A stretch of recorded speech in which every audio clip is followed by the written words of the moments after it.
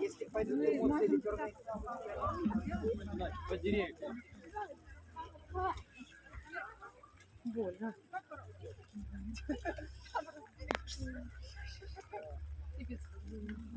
Расслабляем колени, да? Прям внимание в колени.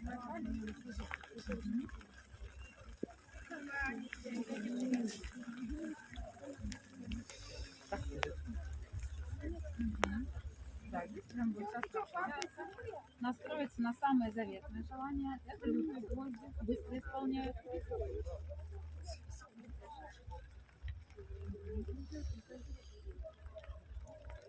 Вот, здесь покричим.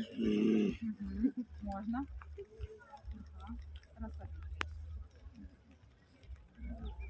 И сейчас меняем тактику, идем с правой ноги. И стоим, кайфуем. Ага. Расслабимся. Еще расслабимся. Все желания сдуши. Только выравниваем себе. Вот. Таз расслабляем, колени расслабляем. Все, получаем удовольствие от жизни. А пробежаться нельзя? Это небезопасно. Вот. Спасибо.